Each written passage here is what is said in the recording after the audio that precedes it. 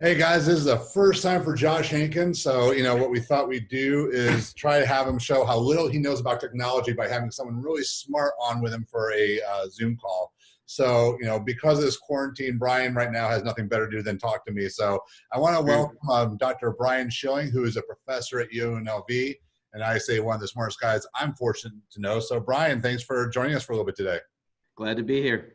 Now, Brian, I always love having on because he's special in that good way, not the special other way, where, he's someone who's done a bunch of research teaching, so he understands the science of training, but he was also a high level lifter. He was an athlete. So it's not like he's someone who doesn't know what it's like to train, doesn't know what it's like to, get under the bar, as people would say.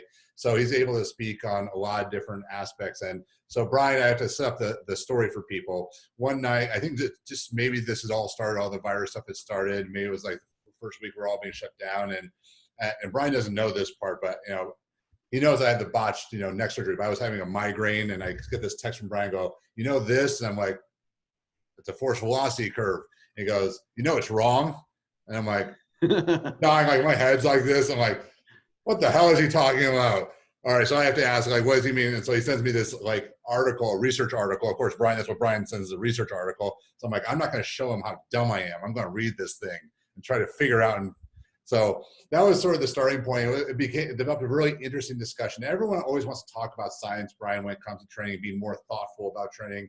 So I guess, maybe we start off with, we want to make this really applicable to people. For those that don't know or aren't familiar with what the force velocity curve is, can you maybe simply break it down upon what it is and why it's been relevant for a lot of coaches in their training?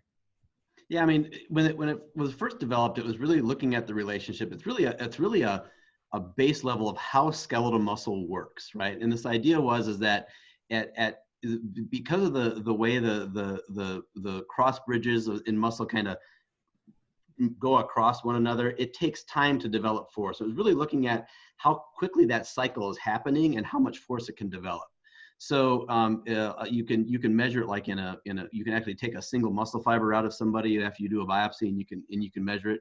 But the way that we commonly measure is you put them in somebody in what we call an isokinetic dynamometer, right? So isokinetic just we all have one of those. I have one in the kitchen. Yeah, right. They're only about $40,000, whatever.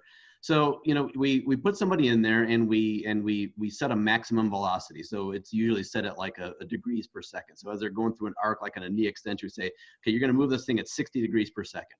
And you tell that person, they crank on it and push as hard as you can, right? And they push it, and then we do a couple reps, right? Then we change it. We move it up to like 100 degrees per second. We have them do the same thing again, crank on it, right? And then we move it to 140, whatever. We're going in 40 degree per second increments, right? And when we do then, so we measure force at the given velocity. So we limit velocity, and then we measure force. And what that basically ends up is this kind of U-shaped curve, right? Where as we move at faster and faster velocities, we can produce less force at that velocity. And that's the key component. It's force at a predetermined velocity. So, of course, I'm sure about 2/3 of the people just had their heads explode. So I'll put up the curve because it is something that people should know. But, we all, I know you work on the university level with a lot of strength coaches that are familiar with the curve, but there's a lot of fitness professionals that may not be. Absolutely. In this talk, in a very simple way, like how has that formula that's been around for a while impacted upon how coaches approach their training?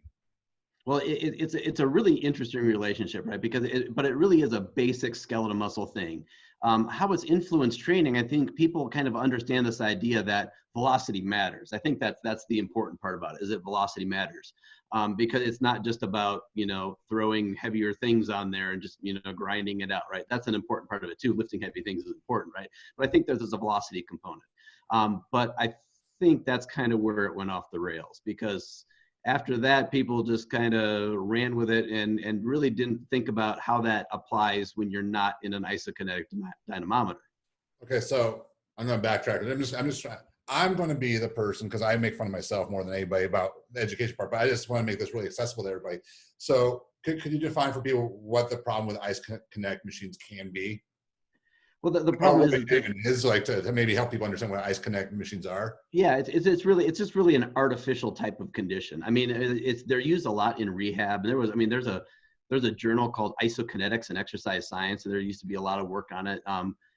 But they have limitations, like any other thing. And again, this is not saying that we should throw out all isokinetic research, because it is a very valuable research tool. But they're expensive. A lot of them are limited to single joint.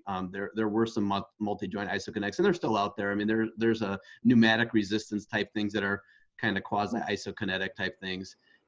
So they're still applicable. But for the average trainee and trainer, the tool is not really accessible, and it creates a somewhat artificial condition in that we just don't do things on planet Earth that are velocity limited.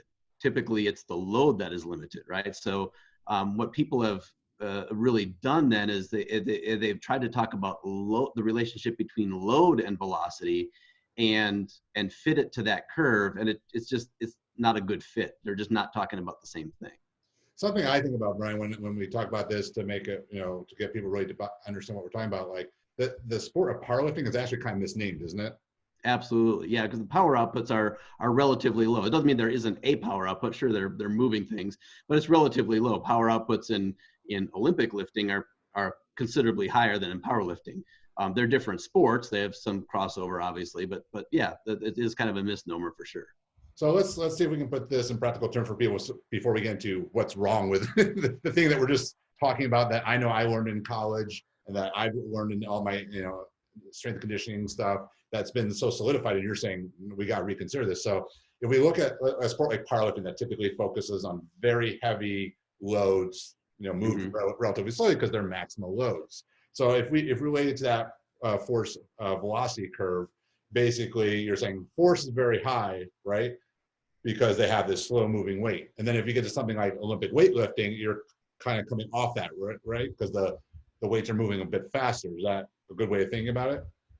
That's true, but in reality, we should have a separate curve, right? We should really have a load velocity curve, because the forces are needed to generate velocities, right? Because that's really, it really goes into a cause and effect. Remember, the force velocity curve is force at a given velocity, right? And what we're really talking about now is we're talking about force that produces a velocity.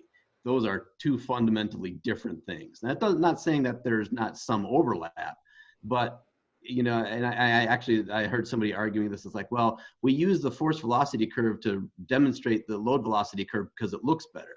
Like, that's not really a good reason. I don't think we should we should try to make things fit. Unfortunately, I've seen that happen a lot. I got in a discussion with somebody about muscle fibers one time. It's like, well, that's really complicated. We'll just kind of dumb it down. It's like, well, dumbing it down and making it wrong are two different things. And I don't think we should dumb down anything for anybody. We should educate people and bring them up to understand it. Doesn't mean we need to overcomplicate things. But that's sort of like where you're going with it, because I mean that starts the discussion where the force velocity curve is a little bit limited, and if we take it to the full extreme, like if we take, let's say, a medicine ball throw. Typically, if you were to take the force velocity curve for exactly what it shows, you'd have low force, right? Right.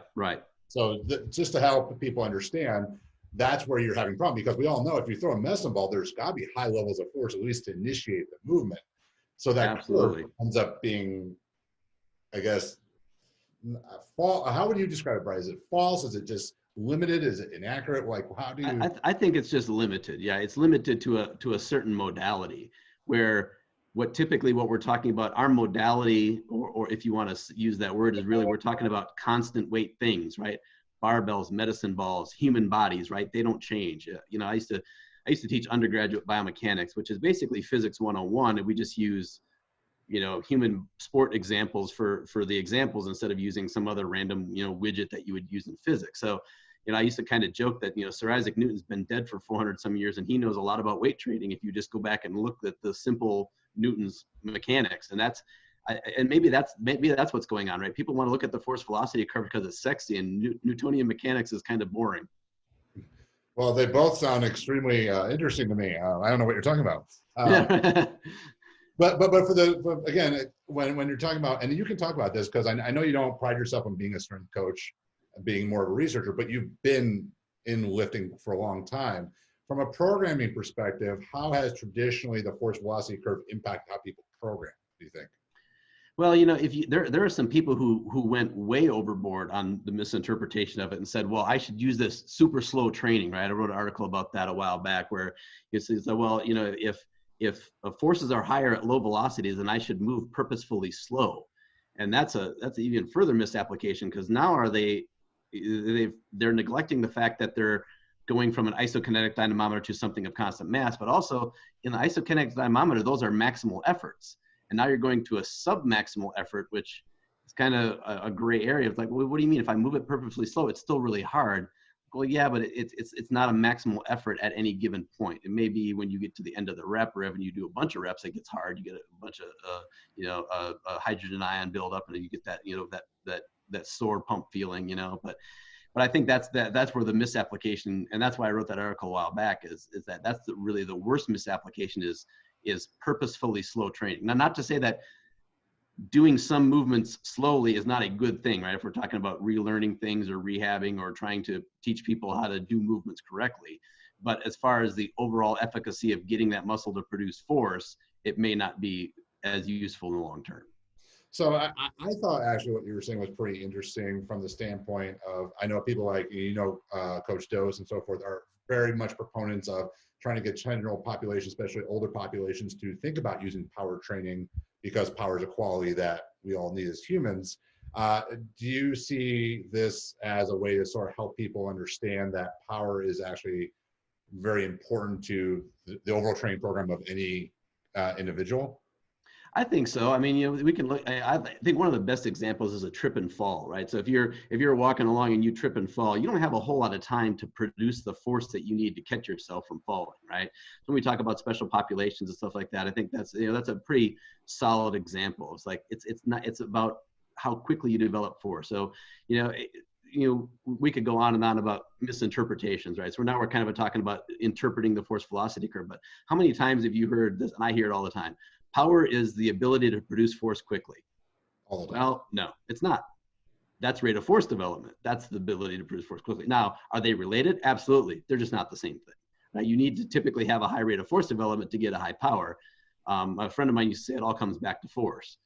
There's a time component, and he would agree with that too. But yeah, it really comes back to force, especially when we're talking about, again, things that don't change mass, like bodies and medicine balls and barbells. They don't change mass during the movement. So now that we probably thoroughly have eyeballs rolling back in people's heads, let's go for it. I mean, I love it because I love what you said about education, and you're an educator, Brian, and I think that's where we get along so well, because while I'm not doing the education you are, but I was brought up in a house of teachers, a house of learned doctors, you may say. Step Brothers reference, but anyways, if we're going to raise the profession, then we got to understand why we're doing what we're doing and what the impact of what we're doing actually is. So you just alluded to it, so I have to hold your feet to the fire, and this may make people's heads explode even more. Then if you said that's not power, what is power then? Power is the product of force at a given, or force and velocity, right? So I talk about my friend Lauren Chu, really gave some good example of this, but he talked about kind of like the different types of sports and the different types of applications. Like horsepower is really what you're talking about with power, right? So like if you're talking about two stock cars, I'm a motorsports guy, right? So you're talking about two stock cars going around the track, I want to pass somebody. We're already going 200 miles an hour. I need a lot of power to pass that guy, right? But he used the idea of rate of force development to use a motorsports analogy. Is like that's kind of like drag racing, right? This is not going to last very long, and I got to get to the other end. In that case, it's torque development, right? But it's really about I got to produce a lot of force real quickly and get movement, boom, right? But he said what we really kind of want in our athletes is a Formula One car, and it does both of those, right? Now, that's not saying that a stock car can't get out of the way real quickly from a dead stop. Sure, they can, right? But it's kind of like the blending of those two together. So again, it's not that they're not related, but they're not the same, right? They're different qualities, and we might have to train across a load velocity spectrum, using different loads, usually with maximal efforts, to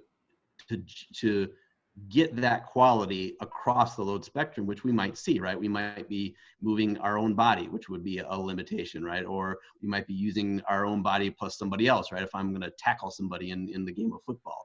So I think there's a good argument for the theory of training across that load velocity spectrum. Got that right. So no, I mean, what you're saying makes a lot of sense if you just sort of take your time to sort of see, exactly lay it out. So I want to sort of go into, again, you do a lot of consulting with military teams now and so forth. You've done a lot of research with them, and I'm bringing that around because more and more fitness professionals are working with people that are recreational athletes, whether they do obstacle course racing or they just want to go jog or whatever it is. And then you have the strength coaches. So how would you see this all start to change how people should develop their programs? How would you think that this understanding should change how they foresee structuring maybe their workouts and so forth for people that need this type of training? Well, I mean, I think it's about doing a thoughtful needs analysis. But I think maybe an overused analogy is the hammer and the nail, right? It's like, well, if you think everything's a nail, then you only have this one tool in your toolbox that you can use. Like, well, the way I look at it is like that may be true, but gravity is kind of the nail, right? I mean, because unless you're talking about a sport where you're floating in the water, a lot of us compete on our feet, right? And no matter it be obstacle racing, running, whatever it is. So you have to kind of think about, goes back to those, Newtonian mechanic type things. We've got gravity and we've got constant mass things. Now, how do we figure out how to work around gravity, right? So I think it's really gotten people to really think about the idea of the intent to move things quickly in programming, right? So, we talk about the clinical example. I did some work in people with Parkinson's disease. And I think we did a pretty good job of showing that the intent to move something quickly, whether or not it actually moves quickly, is important. There are articles that go back, Digby Sale and Bem did some work looking at the intent to move things quickly. And it showed that even if it doesn't move quickly, it's a heavy thing, but you try to move it quickly, it will carry over to when it's not so heavy and you still try to move it quickly, it'll move quicker. Right? So the intent to move things quickly. So back to my the example of people with Parkinson's disease, they have what they call bradykinesia. Brady meaning slow, kinesia meaning movement. And part of that has to do with it's not just the muscle, it's the neuromuscular system. So if you can help a person with Parkinson's disease intend to move quickly, they can move quickly and potentially counteract some of the effects of bradykinesia. Now, bradykinesia is pretty complicated. There's central nervous system things. There's co-contraction going on at the joints that might cause slowness of movement and changes in activation going from flexion to extension, all those things. But the intent to move things quickly seems to be an issue that you can train for.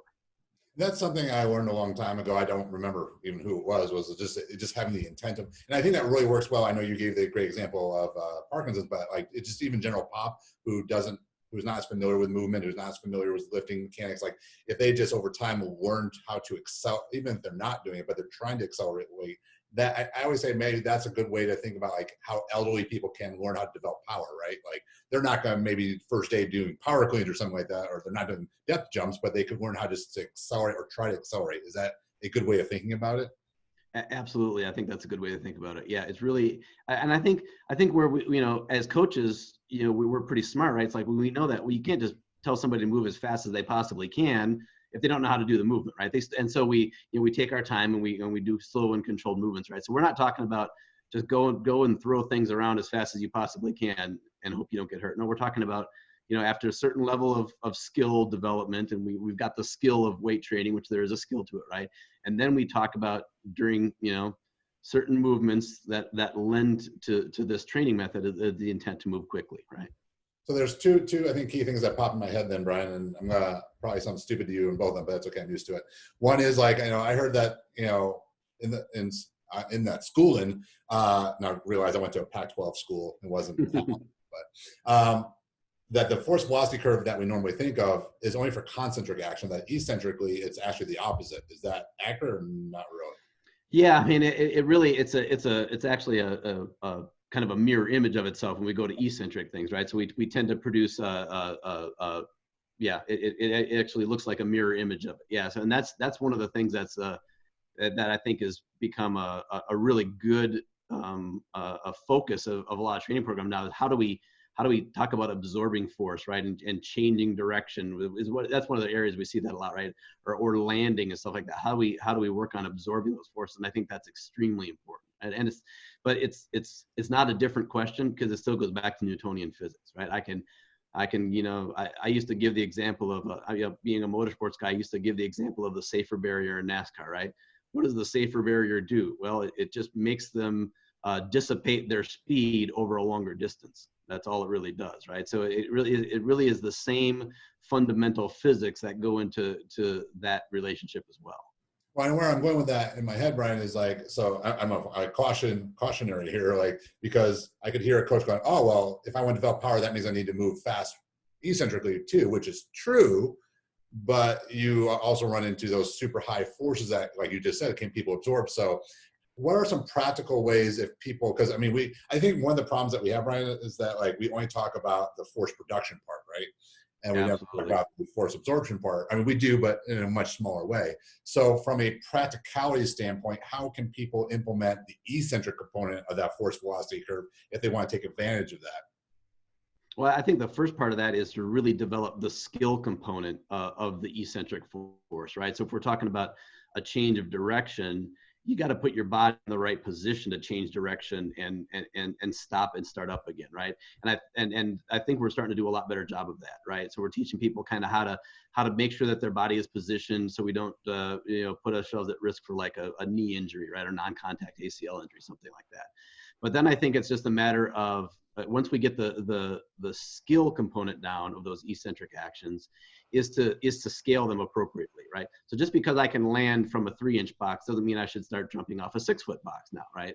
I need to scale them appropriately and make sure that I'm not doing them in a state that's too fatigued, right? That I could that might injure myself, or that I'm not letting that skill break down as I move up to those higher heights, right? Whether it be whatever type of scaling you're using, an increase in speed or an increase in drop height or whatever it may be, right? So getting the skill component down would be part one, and then number two would be scaling it appropriately. Yeah, and that's going to start feeding into my next question in a minute, as I just like bring this back for people. Like that's, I think, where CrossFit ran into problems with things like box jumps, was the landing coming down, specifically, like especially the higher box you might, like, people don't understand there's more and more force acting upon the body, and that's where people are getting a lot of issues. And so before I jump into the last part I want to talk to you about is, so if I'm giving an example of a squat, for example, Brian, and people are going, oh, well, if I want to take advantage of power or I want to get more velocity, then should I try to drop into my squat really fast? What would you say to someone if they're contemplating that? Is that a useful tool? Is there a whole things that they should consider first? I would consider that to be a pretty advanced technique, working on those types of things. I mean, there's some crazy videos on there of these like Eastern European throwers and lifters and the stuff that they would do. But these are highly skilled athletes, right? They're really, really, really strong, and they did some pretty exotic stuff because they were already advanced, right? They're trying to make themselves better. I think that's another misapplication if that's the theme of today is, well, I saw, Joe Pro do that, I think I'll go do that today. It's like, well, I like you, buddy, but you're not Joe Pro, and you probably shouldn't do that. And so in that same line, then, I guess when you're talking about, I guess we're talking about mostly like doing a lot of landings, and we're like just little jumps off boxes or whatever it may be. Where does that fit, you think, in a fitness program? Because what people end up doing is, I see a lot of times in fitness, they'll go, okay, we're going to do 30 jumps then like that. Could you talk about maybe the programming side of that? Like what, again, and on top of that, just to throw something else at you, what's your opinion of the 2.5 body weight squat recommendation that typically comes with any type of like jumps? Well, yeah, I mean, so for part one, I think the dose is really, really important, right? And there are some individual responses. Some people can handle a little bit higher dose, but it really is just a matter of scaling, right? That's one of the more complex programming problems when we talk about like plyometrics or landings and jumps like this. How do you quantify them, right? It's easy to figure out how much load's on the bar. That's pretty easy. And it's not saying we don't have methods, right? We talk about doing single leg versus multi-leg type plyometrics, right? Or we're talking about box height would be a way to do it. We can figure out doses on that. There's all kinds of different methods on that. But your second part of the question was the 2.5 body weight squat. I don't buy it, and mostly because my daughter is 8 and she'll jump off anything, and she actually got decent mechanics, right? That's just because that's what kids do, right?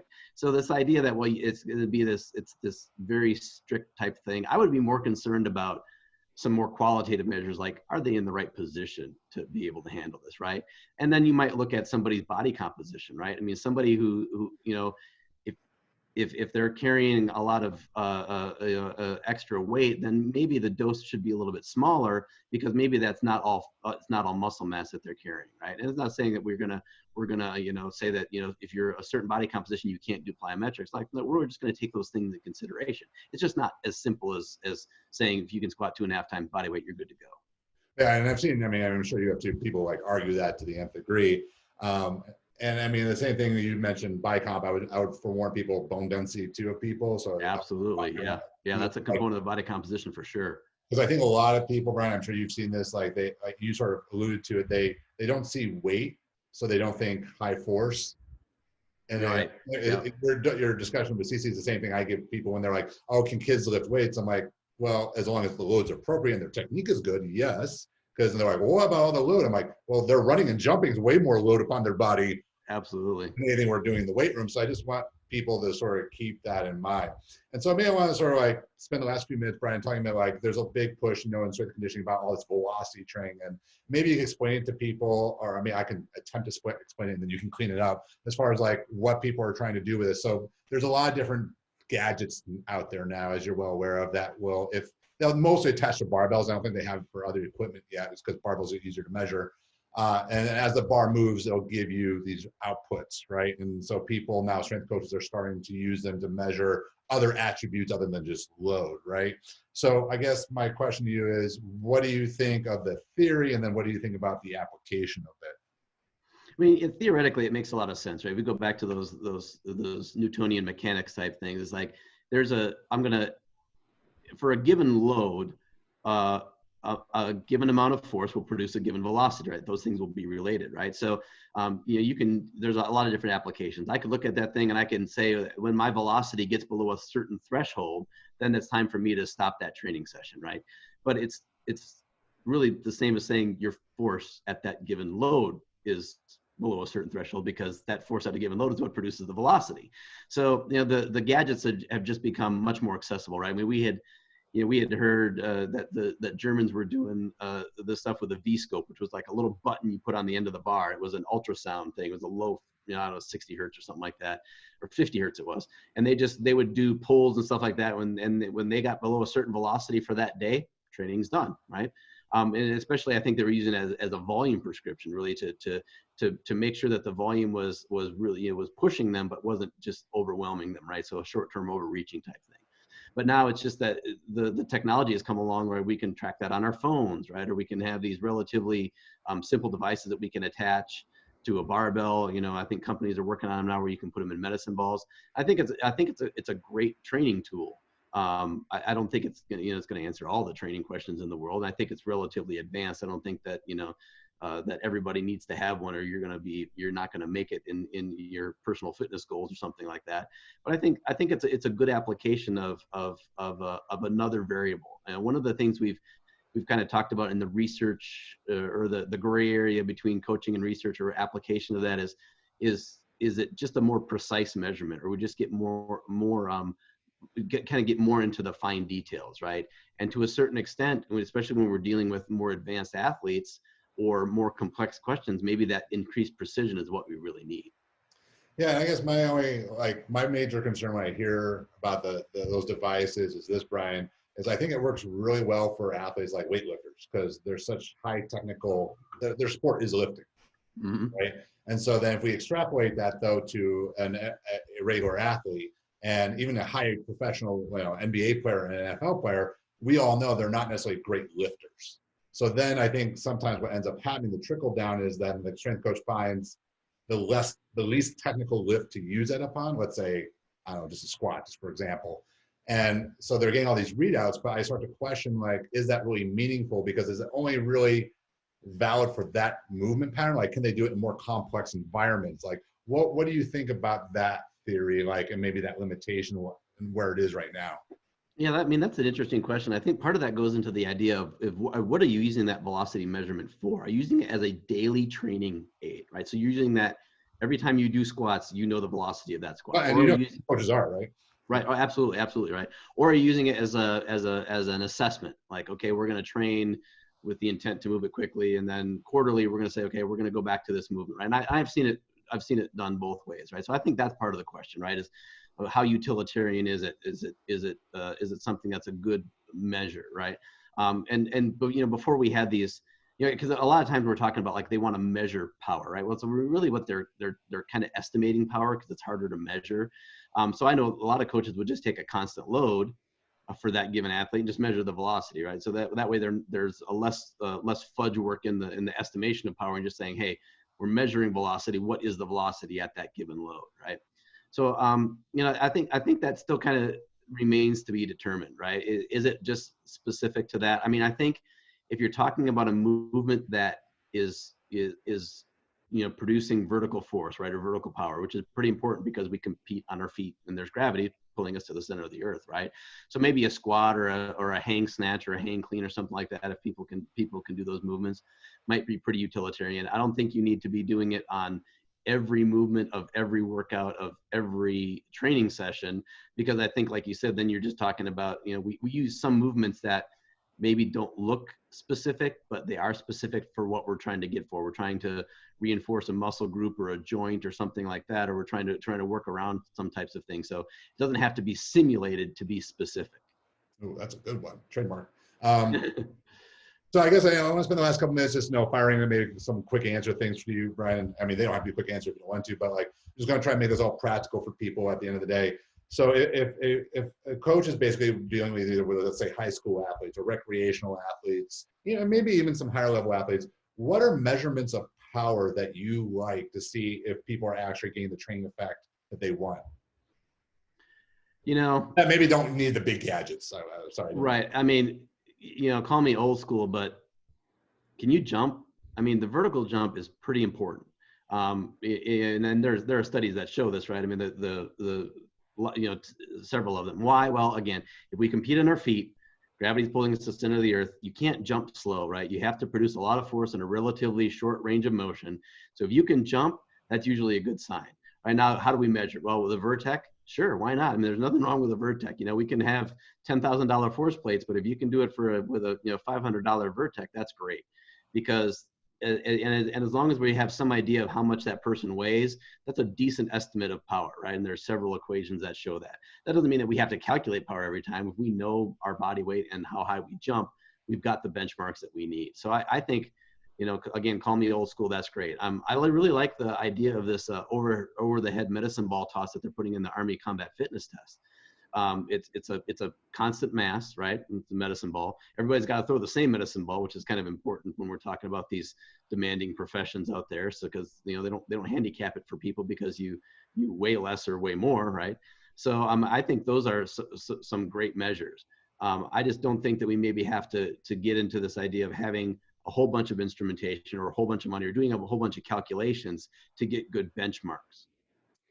That's an awesome answer. And I mean, could you, I'm again, just helping coaches out here. If you're doing, I know we have a lot of people that either do OCR, like obstacle course racing, or they're recreational runners. You need to, if a runner asks you, why does my jump matter? You can explain it, right? Like if you're looking for power development runners, it's still relevant, right? I mean, because if their power is increasing, but they're not getting faster, maybe there's other elements, right? Yeah, I mean, we talk about there's been a lot of work in sprinting. We know that the foot contact time in elite sprinters is like 80 milliseconds, which is their foot is not on the ground for a very long period of time. As a matter of fact, Ralph Mann did like these kind of like these napkin type estimations. He figures like about 400 pounds per second on each leg when a sprinter is running, right?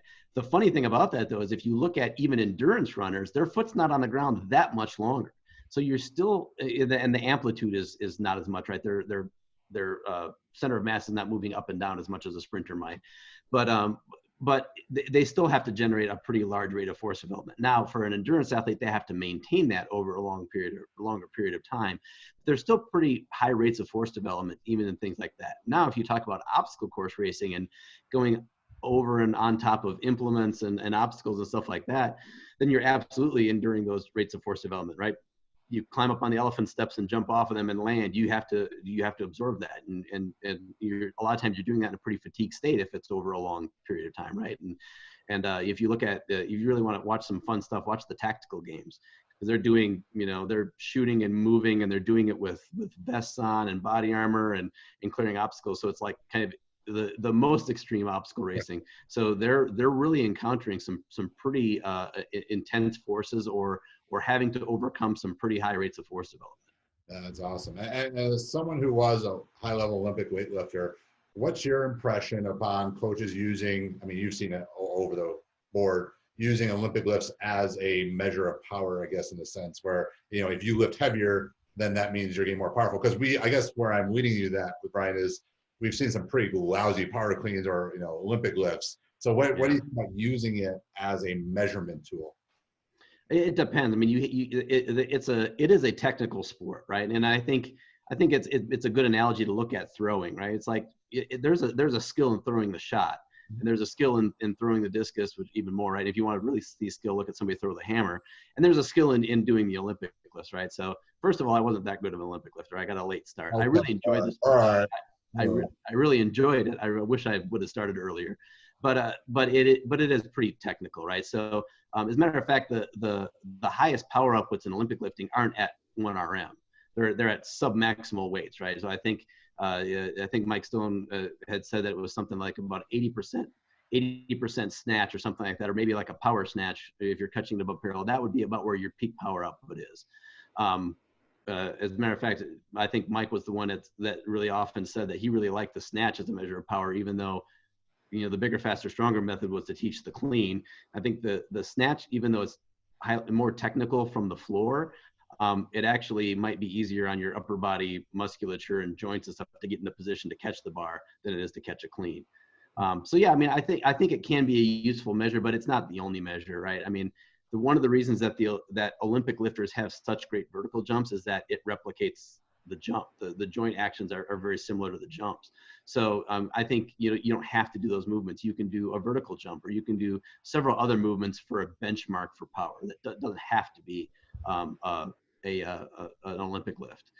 Paul Comfort and a few other folks are really looking at pulls, and can we just do the pull portion without the catch? And whether or not so they're really kind of trying to ask that question. And what are they finding out so far? I think they're finding some interesting things. I mean, I know that there are some Olympic coaches that would argue that the catch is also important, right? Because there's a high rate of force development in the catch. And I think that's a valid argument as well. But, so what about an adaptive athlete? If I can't do the catch, that mean I shouldn't do the lift? No, I think there's some advantage of doing pulls from the floor. There's also, talk about misapplication. A pull is not a deadlift. They're distinctly different, and they should be distinctly different. But that's another podcast. Different topics. Yeah, and maybe this is a good last question to bring everything together. So, with what we've been talking about, force velocity, we've talked about some of the stuff with Olympic lifts. What do you think about how does fatigue play a role? Like you see now, I mean, you've seen the evolution. You've been in the industry a long time, where it would be if you did a power movement, then you took the very long rest period, right? Because you wanted to have the recovery. And the volume was relatively low. And now you're seeing, I hate to say it, CrossFit was probably the most influential one. You're seeing where you do these high rep Olympic lifts. Like, how does that impact the outcome of that power training? How should people really be trying to program optimizing power or optimizing the sports velocity curve as you're talking about? Yeah, that's really a messy Venn diagram of these different components that you're talking about, right? Because we're talking about a skill component of being able to do the lift, and in an injury component of being good enough, right, not to get injured. But also the idea of that work capacity is important, especially in the world where I'm doing a lot of my research right now, in the tactical world. Work capacity is huge, and there's also doing pretty highly technical skills and under high relative loads, right, or when they're pretty highly fatigued. Again, that part of that complex model. So, I mean, work capacity is important. I'm not a big fan of high rep Olympic lifts, right? Maybe that's just because of my past as a lifter, and I just didn't do them, right? We did more high volume pulls, right? We do pulls for sets of 10. And honestly, there were people who thought we were crazy for doing that. Like, you did pulls for 10, but you're only going to do a 1 RM in competition, right? It's like, well, we use them at certain times in our training as an overreaching tool, right? To really pile on the volume and still do it in a specific way, a relatively specific way. I think you can look at some good practical examples and see that if you look at some of those European lifters, one of the reasons that they're so good is that even under fatigue, that lift looks exactly the same, right? They are just so highly technically proficient. So I think that would be a component of it. I think you have to earn the right to do those highly technical things in a fatigue state, and that is high movement proficiency. And so I'm probably going to get a lot of crap for that one. Oh, I think that's really good. And I mean, so then if someone does want to build that work capacity, they realize that, I mean, most athletes are not 1 rep athletes, right? It's something Doug talks a lot about. That's why his programming is the way it is. Like, what would be some recommendations, maybe a good way to finish up? Like, what are some recommendations that people like, I need to build up work capacity. Should I be using power strategies, or should I be separating that? Or how do I start to merge them together, if that makes sense? I think the idea for building up capacity is begin with low complexity, right? So when it gets hot here in Vegas, I got a climber in my garage, I got a rower in my garage. The rower is a little bit more movement proficient. The climber is pretty much, you can just go wide open, right? So you can build capacity doing that. So doing repeated sprint intervals and stuff like that is a good way to build capacity. With sprinting, or if you're using like a change of direction thing, that has a higher skill component, right? So we don't want to rush right into that. But there are ways to build that. I mean, you can, as much as we hate them, repeat 400s and stuff like that. That's a pretty good way to build up capacity. Oh, bad memories, Brian. Yeah, they're brutal, right? But it's a good way to build capacity because it's relatively low skill. So that's where I would go. If you're really working on starting to build up your capacity, start with lower skill stuff, and in order to make sure that you don't get don't push too far in a place that is going to put you at risk for injury.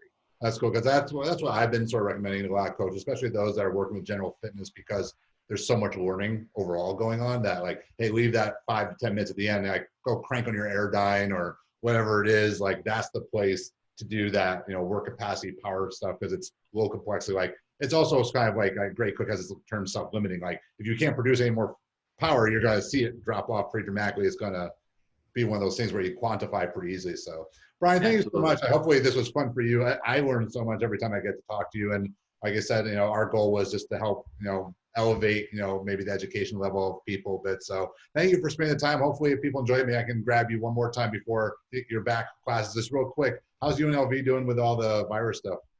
We're doing pretty good. We've got a unique population where there's very few universities like us that are large, urban, have the minority serving designation. We're the only show in town as far as large universities in this city. So I think we're doing pretty well. It's been a challenge. We've got a lot of students that have a lot of challenges, and that a lot of them were working, and now maybe they're unemployed, right? So maybe now they have more time for education, or some of them, their job roles have changed so much that they actually have more work now but are still, obligated into the semester. So it really just kind of depends on how we roll out of this and how we can plan for the future. Right now, it looks like we're going to be online for the summer. So hopefully students can kind of plan for that appropriately. It's a lot of work for us who aren't used to being 100% online. So we're going to have some work to do as far as the teaching component.